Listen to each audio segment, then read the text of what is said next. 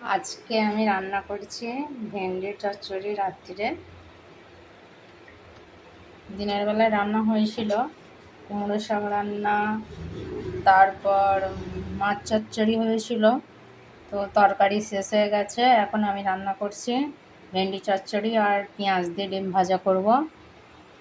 তো আমি এখন এই তেল দিয়ে দিলাম, তেলটা গরম হোক তারপরে আমি দিচ্ছি সামান দিচ্ছি। আমার তেল গরম হয়ে গেছে, এখন ভেন্ডিগুলো দিয়ে দিলাম।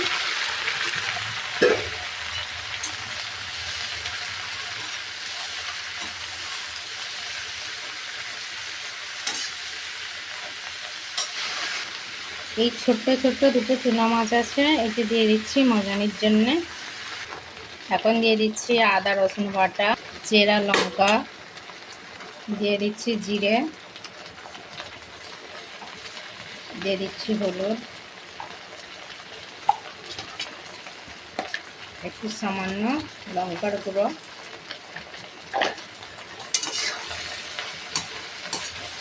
ভালো করে নাড়তে হবে। এবার পানি দিয়ে দিচ্ছি, চচ্চড়িতে বেশি নাড়াচাড়া করে না। তো আমার এই ভেন্ডি চচ্চড়িতে হয়ে গেছে, আমার এইদিকে ভাত হচ্ছে। তো আমি এবার এই চাপা দিয়ে দিলাম, চাপা দিলেই আমার রেডি। এদিকে ওইদিকে আমি ডিমটা ভেজে নেব। এখন একে একে করে ডিমটা আমি ভেঙে নিচ্ছি। এখন গরমকাল, তো গরমকালে আবার ডাইরেক্ট আমি দিই না, এক একটা ডিম খারাপ থাকে। তো আগে বাটির মধ্যে আগে ভেঙে নিচ্ছি, আমি 5টা ডিম ভেঙে নিলাম। তো এবার এইতে দিয়ে দেবো, ভালোই বেরিয়েছে ডিমগুলো। তো আমি ডিমগুলো এখন ফ্রিজে রেখে দিচ্ছি গরমকাল বলে। এখন দিয়ে দিচ্ছি তেল,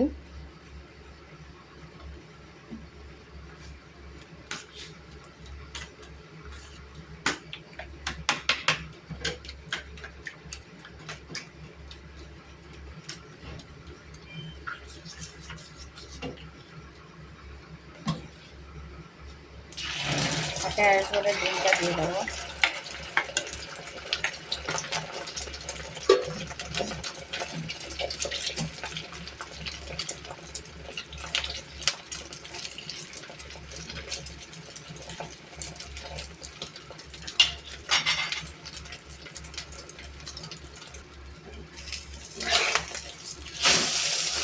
যা আমার ডিম পুড়ে গেল, এদিকে একটুখানি বাসনটা ধুতে গেলাম। যা, এইখানেই দাঁড়িয়ে থাকতে হবে আমাদের। কালো কালো ভাজা হয়ে গেছে, এর পরেরটাই দেখবো। কালো কালো আমাকেই খেতে হবে, দোকানে দিয়ে যাবে না। কালো কালো হয়ে গেছে, ঘরে খেয়ে নিতে হবে। এবার একটা দেখি কেমন হয়।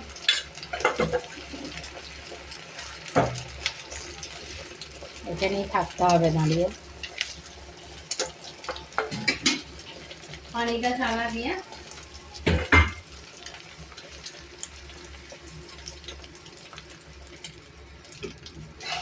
এবারেরটা কিন্তু ভালো হয়েছে। এটা আমার পারফেক্ট হয়েছে।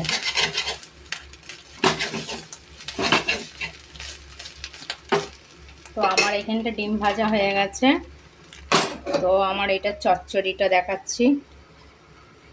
এই যে চচ্চড়ি হয়ে গেছে, একটু মাখা মাখা করব। তো কেমন হয়েছে বন্ধুরা আবার